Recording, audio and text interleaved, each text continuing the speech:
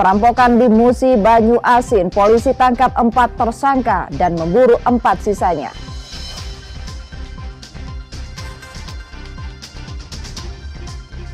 Sidang gratifikasi Kadis Naker Trans Sumsel nonaktif didakwa rugikan negara miliaran rupiah. Mantan pemain timnas Indonesia dan Deltras Sidoarjo, Bejo Sugiantoro tutup usia.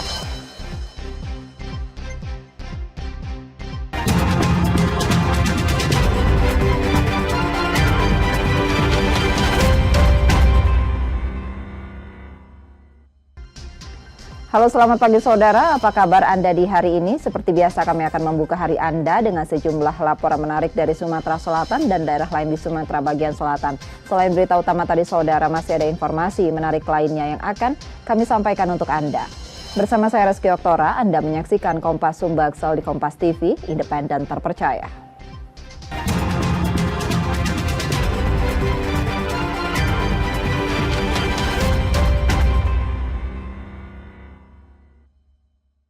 Kita buka informasi yang pertama hari ini saudara. Setelah video perampokan di rumah seorang pengusaha minyak di Musi Banyu Asin, Sumatera Selatan viral di media sosial, polisi memburunya. Subdit 3 Jatantras Ditreskrim Polda Sumsel menangkap 4 dari 8 pelaku yang terlibat dalam aksi kejahatan itu. Rekaman kamera pengawas yang viral di media sosial memperlihatkan perampokan di rumah seorang pengusaha minyak di Desa Kaban 1, Sangadesa, Musi Banyu Asin, Sumatera Selatan pada 7 Februari 2025. Para pelaku bersenjata api rakitan mengancam penghuni rumah, lalu membawa uang dan barang berharga milik korban. Setelah hampir 3 pekan penyelidikan, unit 4 Subdit 3 Jatantras Ditreskrim Polda Sumsel menangkap 4 dari 8 pelaku. Mereka adalah Budi, Edi Purwanto, Komar, dan Sumari yang diringkus di beberapa lokasi di Musi Banyu Asin. Modus perampokan, para pelaku berpura-pura menjadi pembeli di warung milik korban yang masih satu lokasi dengan rumahnya. Saat beraksi, istri dan anak korban yang berada di rumah diancam menggunakan senjata api rakitan serta senjata tajam. Komplotan ini membawa kabur uang 400 juta rupiah, 50 suku emas, serta barang dagangan di warung dengan total mencapai 800 juta rupiah. Keempat pelaku yang ditangkap juga masuk daftar pencarian orang untuk kasus serupa di Jambi dan Sumatera Barat. Polisi turut menyita senjata api rakitan, senjata tajam, serta sisa uang hasil perampokan. Dengan mengendarai 4 motor, yang 4 unit motor, menggunakan helm serta membawa senjata api rakitan. Sampai di sana si para pelaku melakukan tindak kejahatan, menodong senjata api rakitan kepada salah satu korban dan istri korban pada saat itu sedang berada di toko. Kemudian para tersangka atau dari kelompok tersangka tersebut ada yang membobol laci dan mengambil uang tunai dan rokok. Saat ini, polisi masih memburu 4 pelaku lainnya. 4 tersangka yang ditangkap menjalani pemeriksaan dan ditahan di Polsek Sangadesa, Musi Banyu Asin, Sumatera Selatan. Reski Oktora, Muklas Diferensial, Kompas TV, Palembang, Sumatera Selatan. Kepala Dinas Tenaga Kerja dan Transmigrasi Sumatera Selatan nonaktif menjalani sidang perdana kasus gratifikasi terkait penerbitan dokumen keselamatan dan kesehatan kerja. Dalam dakwaan, jaksa menegaskan terdakwa meminta sejumlah uang pada perusahaan yang mengalami permasalahan dalam penerapan keselamatan dan kesehatan kerja.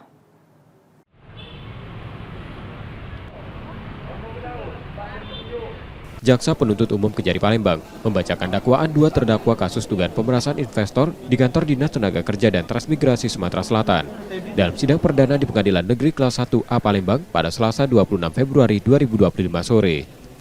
Terdakwa yakni Deliar Marzuki, Kepala Disnaker Trans Sumsel nonaktif, dan asistennya Arif Rahman didakwa melakukan pemerasan pada beberapa perusahaan dengan modus penerbitan sertifikat keselamatan dan kesehatan kerja. Deliar Marzuki meminta uang 280 juta rupiah untuk menerbitkan sertifikat K3 bagi perusahaan yang mengalami kecelakaan kerja akibat kelalaian.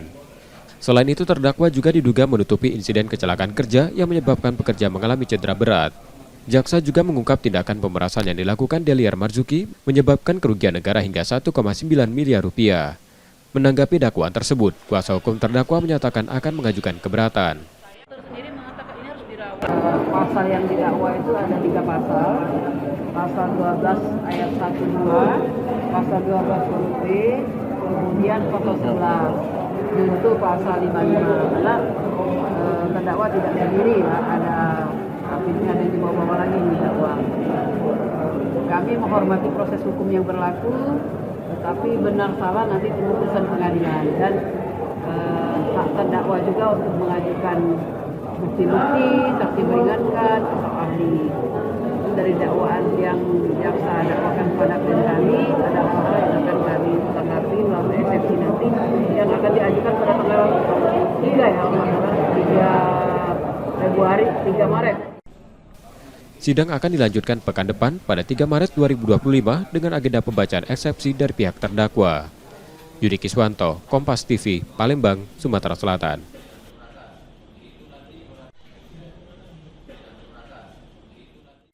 Majelis Hakim Pengadilan Negeri Kelas 1A Palembang menjatuhkan vonis mati pada 3 terdakwa pembunuhan pegawai koperasi di Palembang, Sumatera Selatan. Jenazah korban oleh para terdakwa dicor di belakang toko. Majelis Hakim Pengadilan Negeri Kelas 1A Palembang menjatuhkan vonis hukuman mati pada 3 terdakwa kasus pembunuhan pegawai koperasi bernama Anton.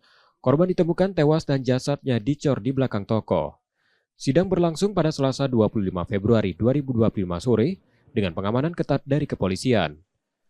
Ruang sidang dipenuhi keluarga korban yang ingin menyaksikan langsung putusan hakim. Majelis Hakim menyatakan Anton, Pongki, dan Kelvin bersalah dan menjatuhkan hukuman mati pada ketiganya. Putusan tersebut sesuai dengan tuntutan jaksa penuntut umum. Menurut hakim, mereka tidak hanya menghilangkan nyawa korban, tetapi juga menyembunyikan kejahatannya dengan mencor jasadnya di belakang toko. Selain itu, terdakwa juga mengambil barang berharga serta uang milik korban. Hakim menegaskan tidak ada hal yang meringankan para terdakwa. Mendengar vonis tersebut, keluarga korban menyatakan puas dan mengapresiasi keputusan majelis hakim. Karena jelas dari juga di dalam pertimbangan bahwasannya korban adalah tulang punggung keluarga dan juga para pelaku atau terdakwa. Dalam pertimbangan majelis hakim juga itu dibacakan bahwasannya perbuatan ini adalah keji. Karena kenapa? Orang yang sudah meninggal seharusnya dimuliakan, akan tetapi ini sudah meninggal justru malah dicor. Sementara itu, ketiga terdakwa menyatakan akan mengajukan banding. Kita akan mengajukan banding karena kita di sini membela hak-hak dari tersangka juga, selayaknya dia manusia. Seusai sidang, keluarga korban tampak menangis haru. Yudi Kiswanto, Kompas TV, Palembang, Sumatera Selatan. Polda Sumatera Selatan akan memperketat pengamanan saat pemungutan suara ulang di Kabupaten Empat Lawang.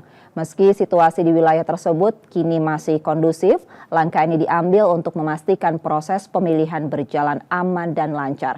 Pemungutan suara ulang ini dilakukan usai Mahkamah Konstitusi memutuskan untuk mengulang pilkada di kabupaten itu.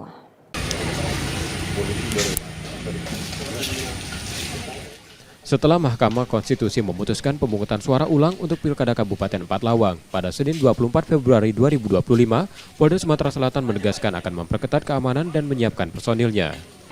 Pengamanan dilakukan di semua tahapan PSU, mulai dari kampanye, debat publik, hingga pencoblosan, karena berpotensi rawan gesekan antar pendukung. Saat ini pihak kepolisian tengah berkoordinasi dengan KPU dan Bawaslu Empat Lawang untuk memastikan pelaksanaan PSU berjalan lancar. Pengamanan juga akan melibatkan personil Satbrimob Polda Sumsel yang dilengkapi peralatan. Meski situasi di Empat Lawang masih kondusif, polisi mulai disiagakan di beberapa titik strategis seperti kantor KPU dan Bawaslu setempat.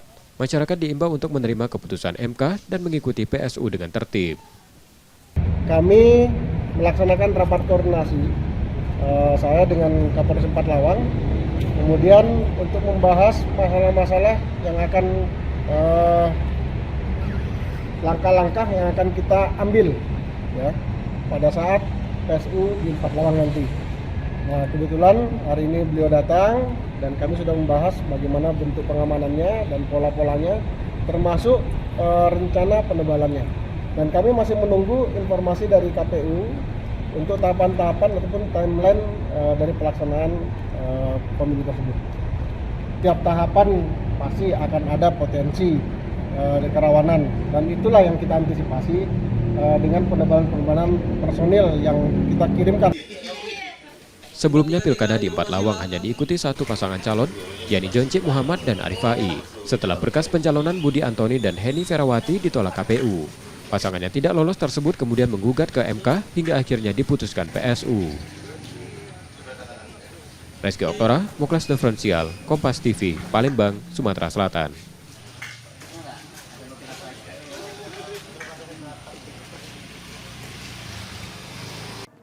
Penerapan efisiensi anggaran dipastikan tidak akan menghambat jalannya roda pemerintahan di Kota Palembang, Sumatera Selatan.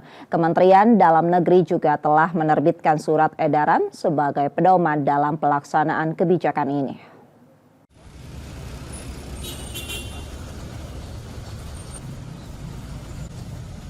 Kementerian Dalam Negeri telah menerbitkan surat edaran terkait penyesuaian pendapatan dan efisiensi belanja daerah dalam anggaran pendapatan dan belanja daerah tahun 2025 awal pekan ini. Menanggapi hal tersebut, pemerintah Kota Palembang memastikan kebijakan efisiensi anggaran tidak akan mengganggu jalannya pemerintahan maupun layanan publik di kota tersebut. Efisiensi ini tidak akan berdampak pada sektor pelayanan maupun operasional. Pemkot Palembang hanya akan melakukan penyesuaian pada beberapa item tertentu. Tidak ada masalah. Efisiensi anggaran tidak mempengaruhi roda pemerintahan di Kota Palembang. Tidak ada mempengaruhi lesunya pelayanan Kota Palembang, tidak ada. Tidak memotong operasional. Jadi efisiensi anggaran sudah kita sama-sama tahu berdasarkan Inpres 2025 yang barang-barang seperti ATK, seperti habis pakai, seperti perjalanan dinas, seperti FGD, seperti hal-hal seminar-seminar itu yang dipotong. Kan? Yang tidak begitu berguna. Kemendagri juga meminta pemerintah daerah menyesuaikan belanja APBD 2025 yang bersumber dari transfer ke daerah agar pengelolaan keuangan tetap optimal. Nur Muhammad, Kompas TV, Palembang, Sumatera Selatan.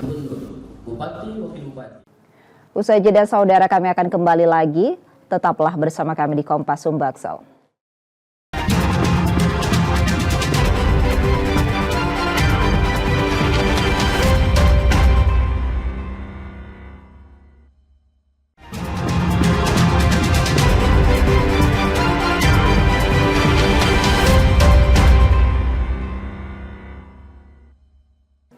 Terima kasih saudara masih bersama kami di Kompas Sumbaksel dan saatnya kita melihat sorotan dari daerah di Sumatera bagian selatan.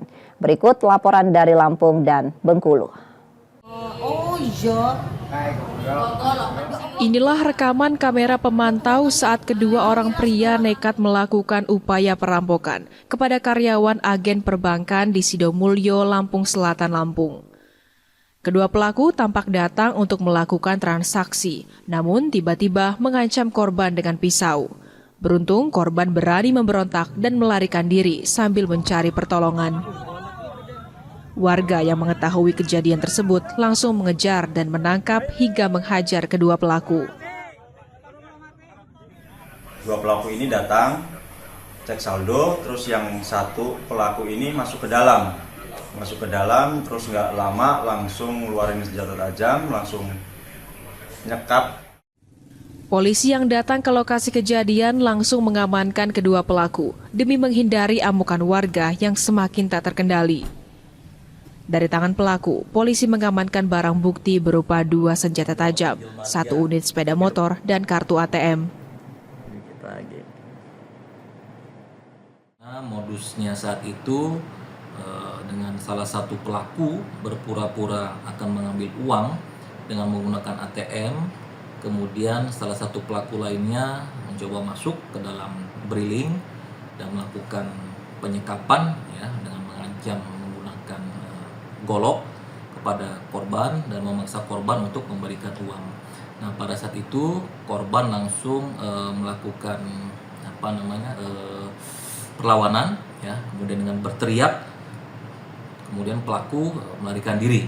Ada teriakan dari korban, mengundang masyarakat hadir datang, kemudian masyarakat berhasil mengamankan 2 pelaku. Dari hasil pemeriksaan, kedua pelaku mengaku nekat melakukan perampokan lantaran kebutuhan ekonomi. Kini kedua pelaku dijerat pasal 365 KUHP dengan ancaman hukuman 9 tahun penjara. Tuku Khalid Syah, Kompas TV, Lampung Selatan, Lampung.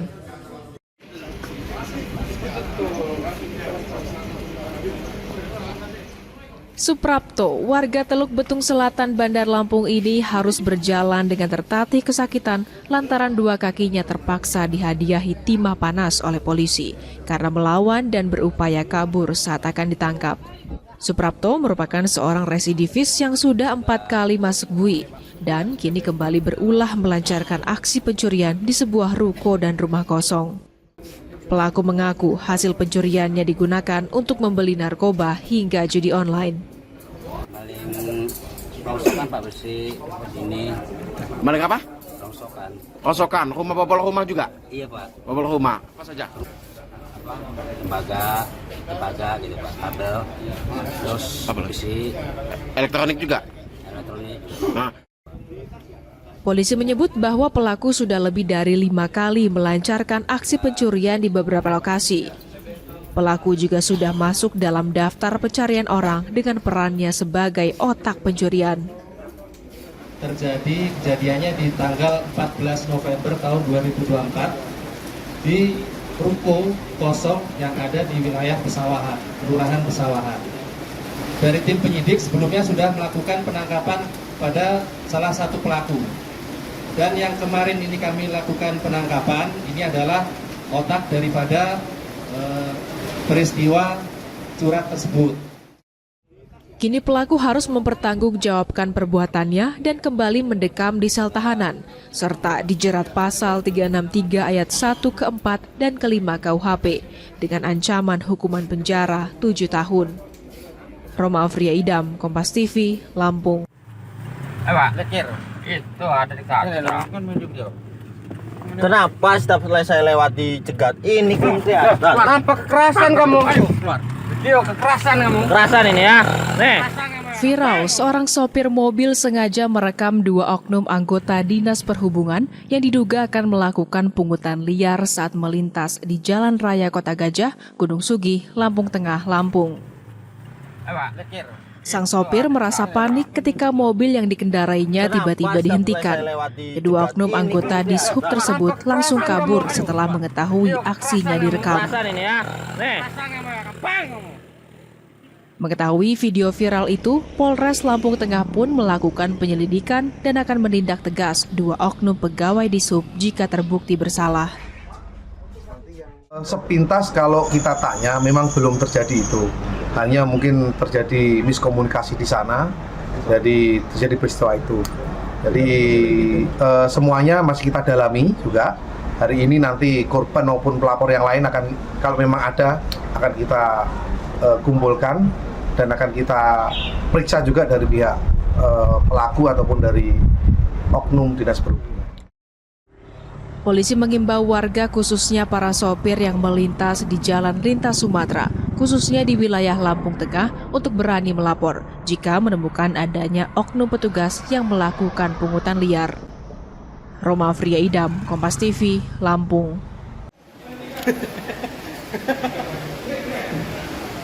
Dalam sepekan terakhir, Satres Narkoba tangkap 7 orang bandar narkotika.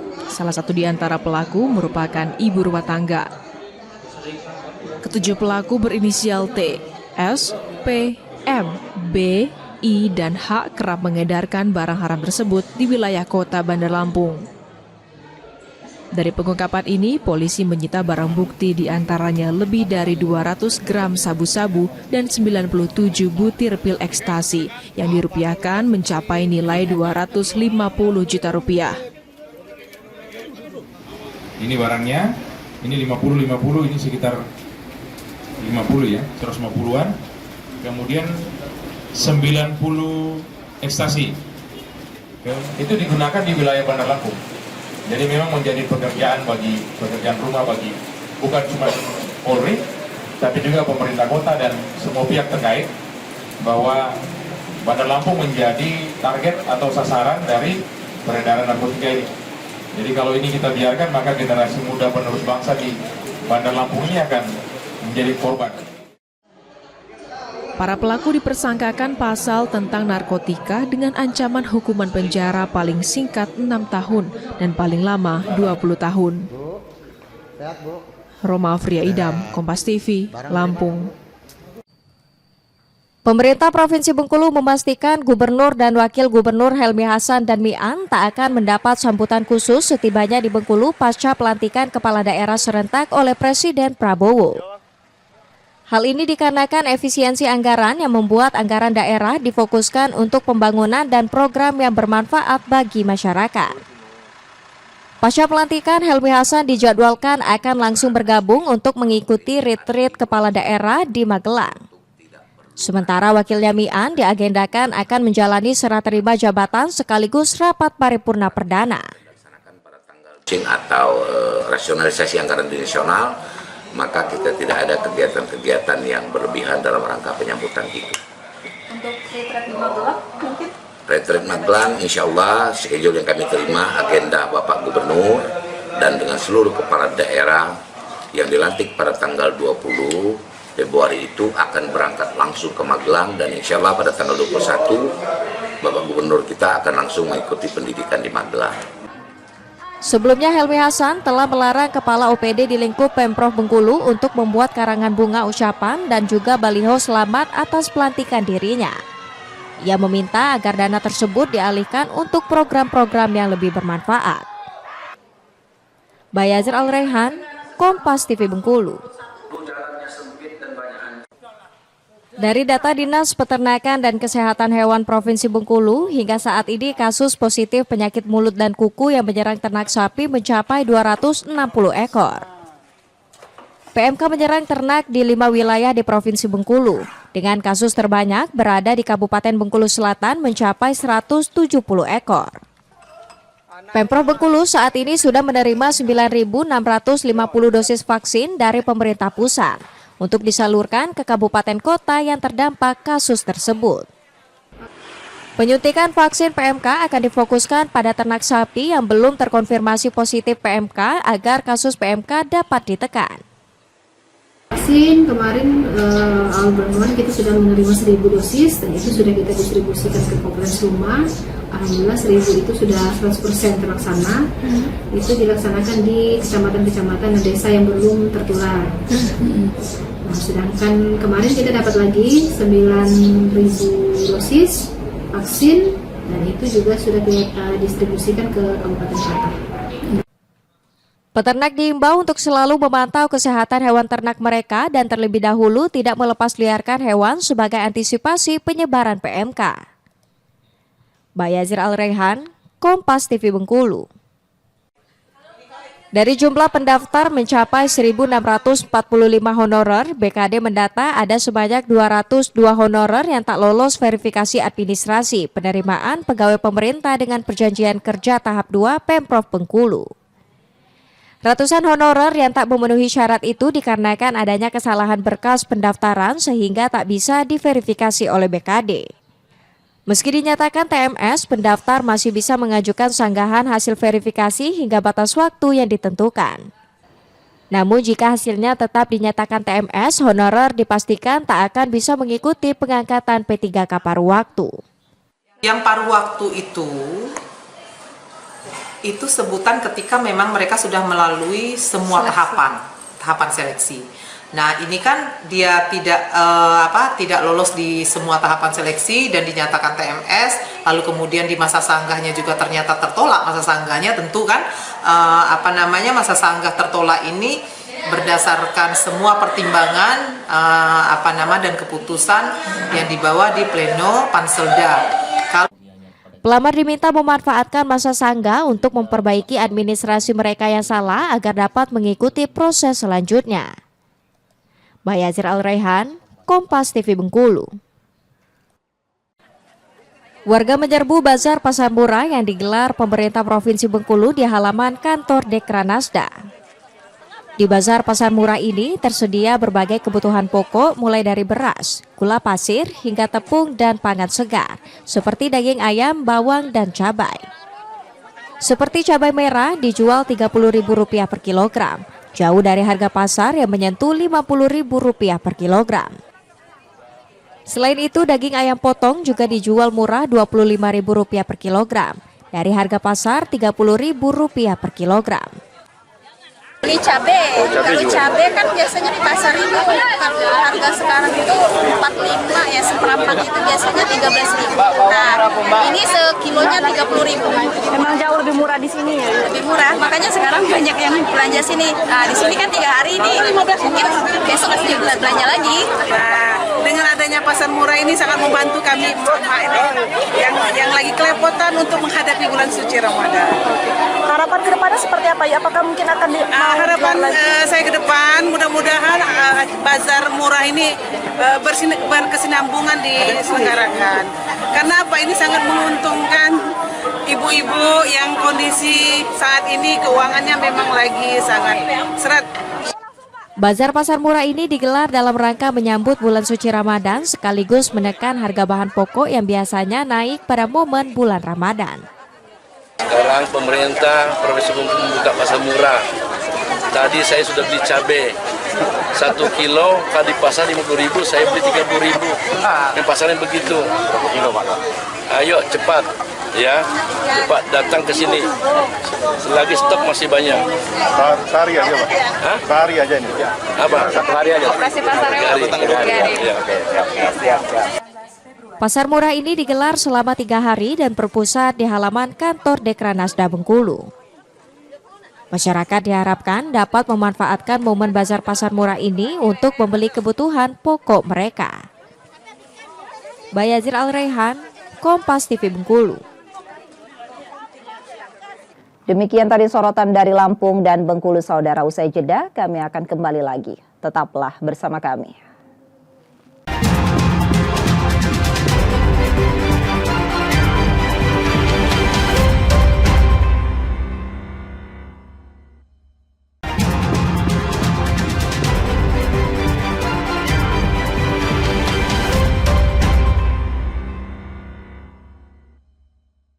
Terima kasih kembali Anda menyaksikan Kompas Sumbaksel.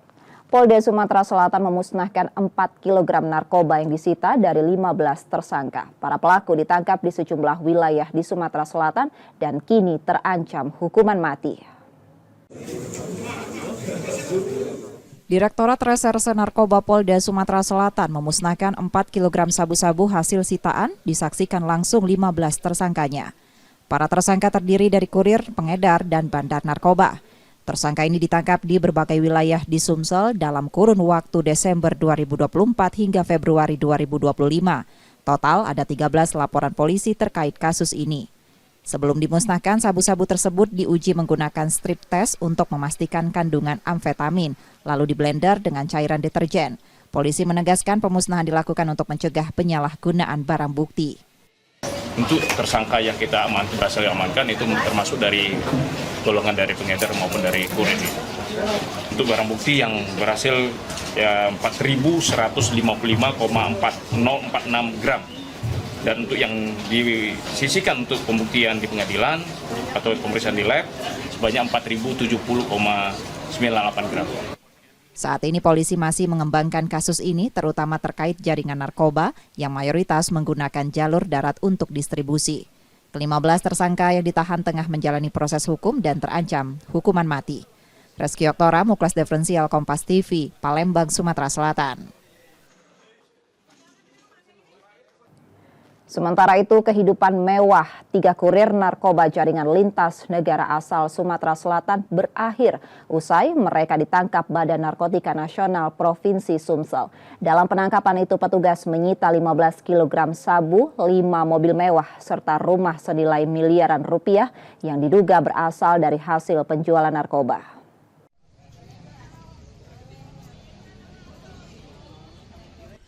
Tiga kurir narkoba jaringan Malaysia, Pekanbaru, Sumatera Selatan ditangkap Badan Narkotika Nasional Provinsi Sumatera Selatan. Ketiganya masing-masing Mistoni, Zupiadi, dan Syakirman merupakan warga Sumatera Selatan. Mereka ditangkap saat mengantarkan narkoba dari Kecamatan Tulung Selapan, Ogan Kombering Ilir menuju Kecamatan Sekayu, Musi Banyu Asin. Dari tersangka, petugas menyita 15 kg sabu-sabu. Kepala BNNP Sumsel menjelaskan narkoba tersebut berasal dari Malaysia dan memiliki barcode khusus sebagai tanda kualitas premium sebelum diedarkan di wilayah Sumatera Selatan. Tersangka tercatat sudah 6 kali mengedarkan narkoba dalam jumlah besar di Sumatera Selatan. Dia saya yang jelas saya sudah 6 kali dia. Ini baru kita ungkap lewat Tulung Selapan. Dari Sungai Lugur mungkin lewat Tulung Selapan, terus masuk ke Palembang, langsung ke Sekayu, dan kita sambung di Sekayu untuk diamankan di sini. Jenderal, ini kayaknya tersangka kaya, Jenderal. Ya. Tersangkanya ada satu yang masih kita cari.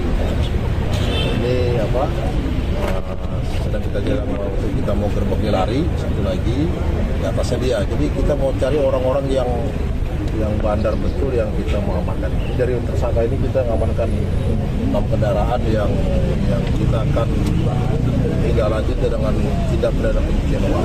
Oh, selain mobil ini ada aset yang disita lagi? Ada rumah lagi, baru bangun rumah, ada 2 motor.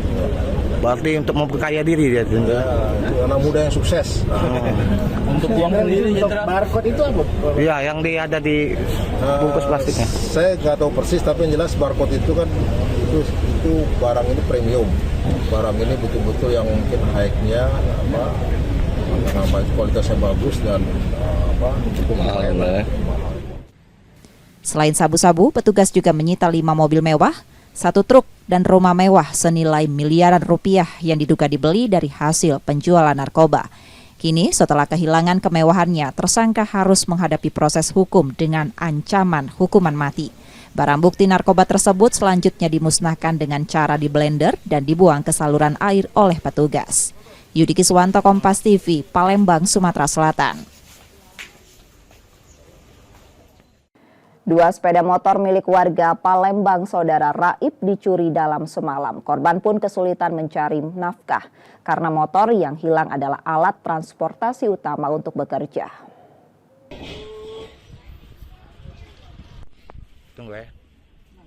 Nur Halimah, warga Jalan Kiai Haji Azhari, Kelurahan 14 Ulu, Kecamatan Seberang Ulu 2, Palembang, tengah dirundung kesedihan. 2 sepeda motor milik keluarganya hilang dicuri dalam 1 malam.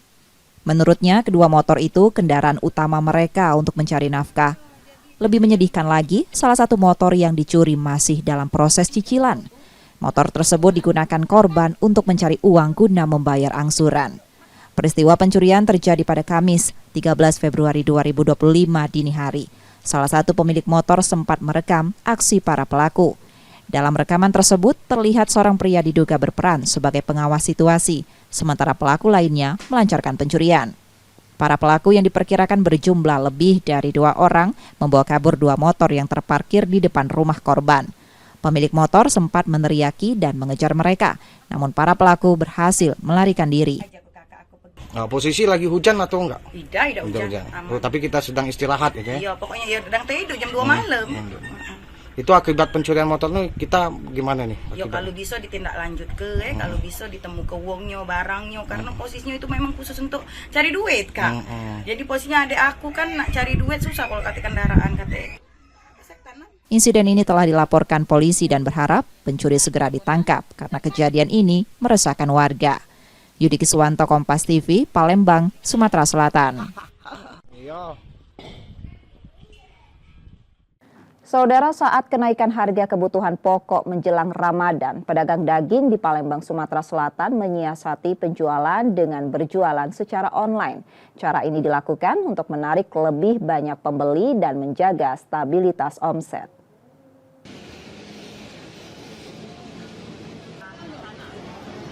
Kenaikan harga kebutuhan pokok menjelang Ramadan membuat pedagang harus mencari cara agar penjualan tetap stabil dan terhindar dari kerugian. Salah satunya Acong, pedagang daging di Pasar Kilometer 5 Palembang yang kini mengandalkan penjualan online untuk menarik lebih banyak pembeli. Dengan strategi ini, ia mampu menjual hingga 200 kg daging per hari.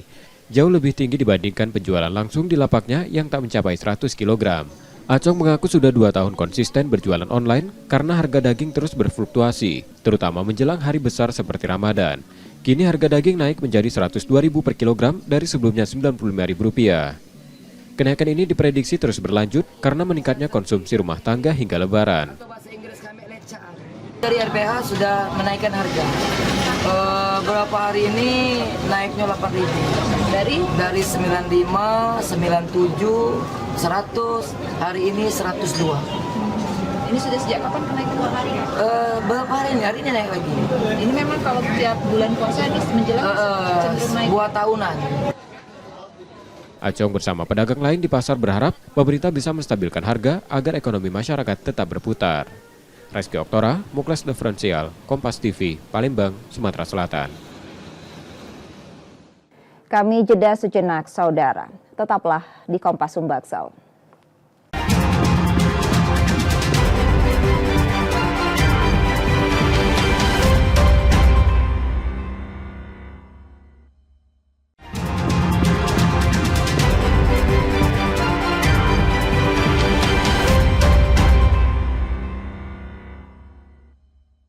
Reski Oktora masih menemani Anda di Kompas Sumbaksel. Pengurus Provinsi Pelti Sumatera Selatan berencana menggelar kejuaraan nasional junior pada 2025. Ajang bertajuk Sumatera Open 2025 itu dijadwalkan digelar pada April mendatang.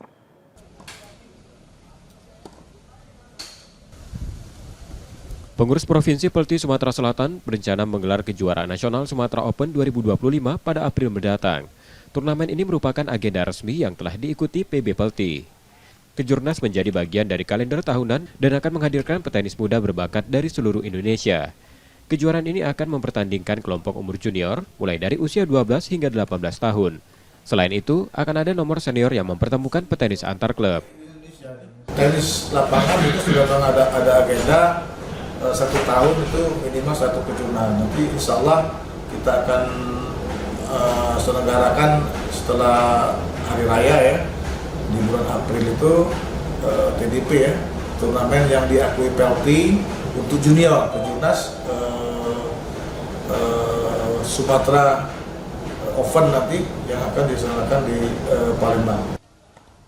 Pemprov Pelti Sumsel memprediksi peserta akan datang dari 38 provinsi di Indonesia, menjadikan ajang ini sebagai salah satu kompetisi tenis paling bergengsi di tingkat nasional. Nur Muhammad, Kompas TV, Palembang, Sumatera Selatan. PSSI resmi menunjuk anak legenda sepak bola Belanda Johan Cruijff, Jordi Cruijff, sebagai penasihat teknis Timnas Indonesia. Technical advisor untuk tim nasional kita. Dengan bekal pengalaman terakhir di klub La Liga Spanyol, Barcelona, sebagai Sporting Director, Ketua Umum PSSI berharap kehadiran Jordi Cruijff sebagai penasihat teknis bisa mensupervisi dan memberikan masukan pada kerangka Timnas Indonesia. Dalam beberapa hari terakhir sebelum menandatangani kontrak, Jordi juga sudah bertemu dengan pelatih Timnas Patrick Kluivert. Dan sepertinya sudah ada pertemuan upgrade daripada yang saya sampaikan sebelumnya, yaitu technical advisor untuk tim nasional kita, yaitu saudara Jordi Cruijff yang terakhir memang menjabat sebagai Sporting Director di FC Barcelona yang terakhir tahun 2023. Nah, jadi ini juga saya sudah sampaikan ke Patrick Kluivert untuk bisa mulai berdiskusi, dan sepertinya sudah ada pertemuan antara Jordi Cruijff dan Patrick beberapa hari yang lalu. Mantan pemain Persebaya Surabaya yang kini menjadi pelatih Deltras FC Bejo Sugiantoro pada Selasa sore tadi, saudara, dinyatakan meninggal dunia saat bermain sepak bola di sebuah lapangan di kawasan kota Surabaya. Kini jenazah telah di rumah duka dan akan menjalani proses pemandian dan menurut rencana akan segera dimakamkan. Pada Selasa malam, ambulans yang mengangkut almarhum Bejo Sugiantoro tiba di rumah duka di kawasan Kecamatan Taman, Kabupaten Sidoarjo. Nampak sang anak yang juga pemain sepak bola yang kini tengah cedera turut mendampingi sang ayah tiba di rumah duka. Menurut sejumlah kerabat Bejo, pada Selasa sore tadi mantan pemain Persebaya Surabaya yang kini membesut kesebelasan Deltras Sidoarjo tersebut tengah bermain sepak bola di sebuah lapangan di kawasan Surabaya. Saat babak kedua, tiba-tiba almarhum kolaps dan terjatuh dan langsung dilarikan ke rumah sakit terdekat. Usai menjalani serangkaian perawatan intensif oleh tim dokter, akhirnya pada pukul 17:20 sore tadi, tim dokter rumah sakit menyatakan bahwa Bejo telah meninggal dunia. Usai disemayamkan di rumah duka, almarhum Bejo akan segera dimandikan dan menurut rencana akan segera dimakamkan. Sementara itu meninggalnya pelatih serta mantan pemain belakang yang pernah mengisi timnas Indonesia mulai tahun 1997 hingga tahun 2004, Bejo Sugiantoro mengejutkan semua pihak. Bejo yang kini didapuk sebagai pelatih Delta Sidoarjo dikenal sebagai sosok pemain dan juga pelatih yang dekat dan peduli dengan seluruh pemain.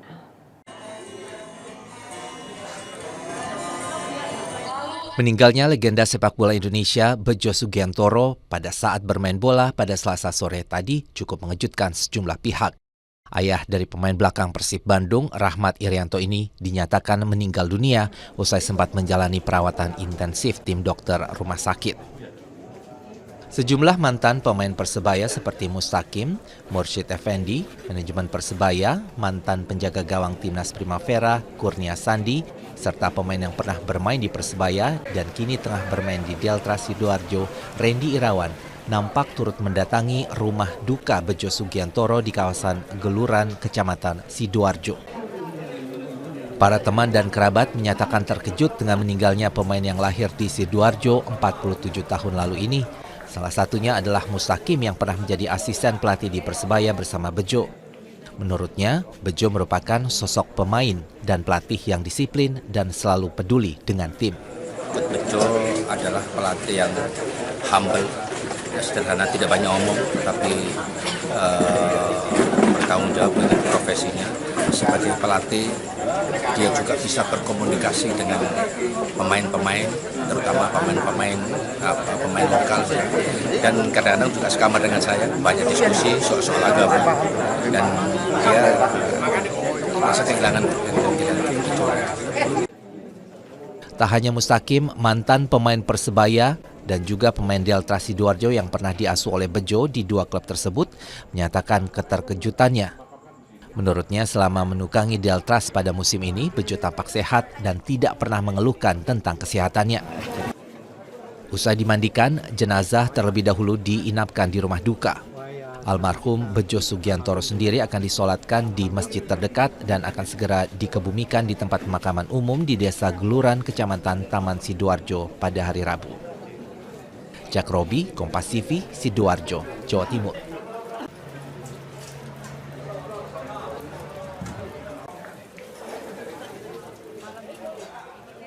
Kami masih akan kembali lagi usai jeda saudara. Tetaplah di Kompas Sumbaksel.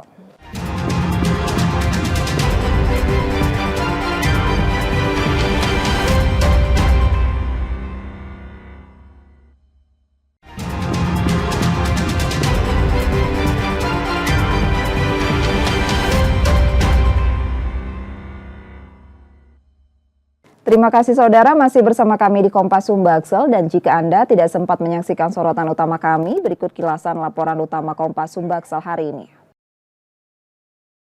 Rekaman kamera pengawas yang viral di media sosial memperlihatkan perampokan di rumah seorang pengusaha minyak di Desa Kaban 1, Sangadesa, Musi Banyuasin, Sumatera Selatan pada 7 Februari 2025.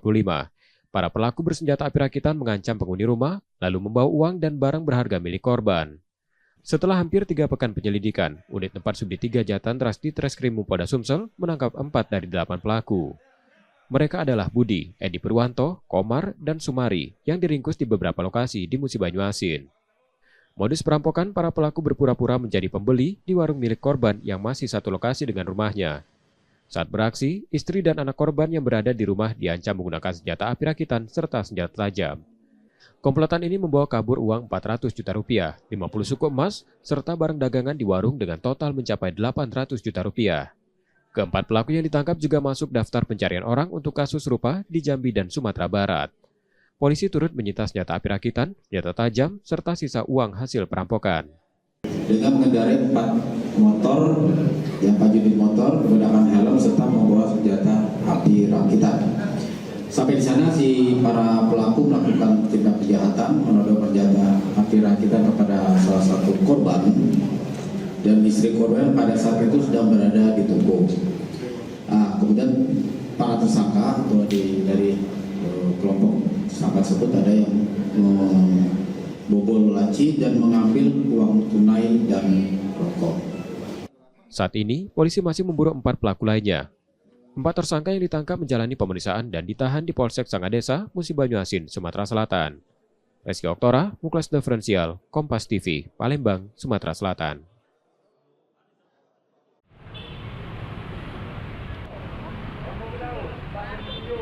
Jaksa Penuntut Umum Kejari Palembang membacakan dakwaan 2 terdakwa kasus dugaan pemerasan investor di kantor Dinas Tenaga Kerja dan Transmigrasi Sumatera Selatan dalam sidang perdana di Pengadilan Negeri Kelas 1A Palembang pada Selasa 26 Februari 2025 sore.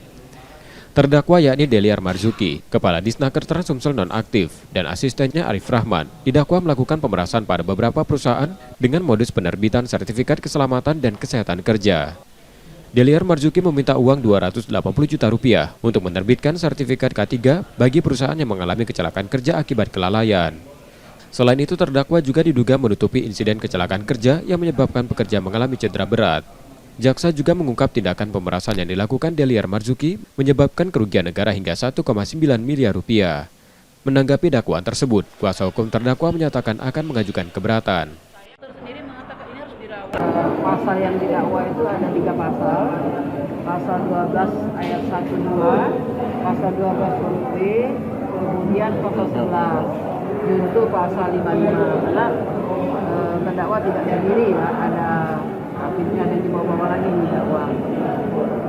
Kami menghormati proses hukum yang berlaku, tetapi benar salah nanti keputusan pengadilan, dan hak terdakwa juga untuk mengajukan bukti-bukti, saksi meringankan, atau ahli. Itu dari dakwaan yang jaksa dakwakan kepada klien kami, ada hal yang akan kami tanggapi melalui eksepsi nanti yang akan diajukan pada tanggal 3 Februari, 3 Maret. Sidang akan dilanjutkan pekan depan pada 3 Maret 2025 dengan agenda pembacaan eksepsi dari pihak terdakwa. Yudi Kiswanto, Kompas TV, Palembang, Sumatera Selatan.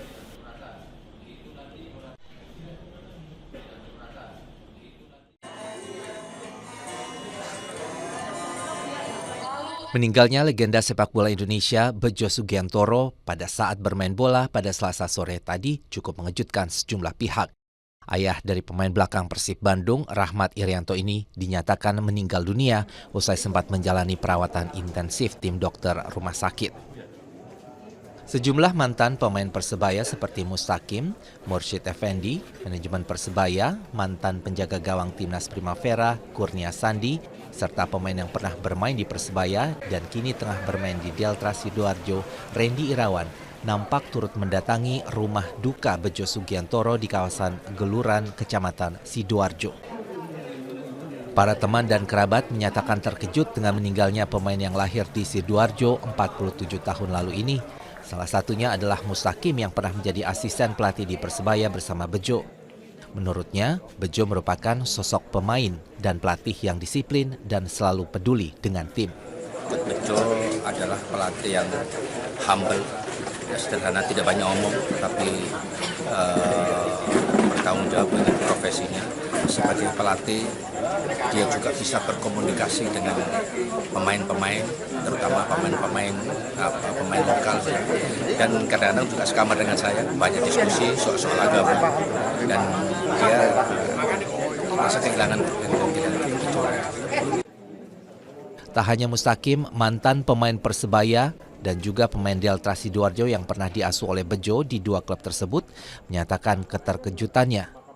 Menurutnya, selama menukangi Deltras pada musim ini, Bejo tampak sehat dan tidak pernah mengeluhkan tentang kesehatannya.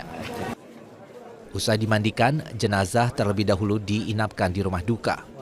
Almarhum Bejo Sugiantoro sendiri akan disolatkan di masjid terdekat dan akan segera dikebumikan di tempat pemakaman umum di Desa Geluran, Kecamatan Taman Sidoarjo pada hari Rabu. Jak Robi, Kompas TV, Sidoarjo, Jawa Timur.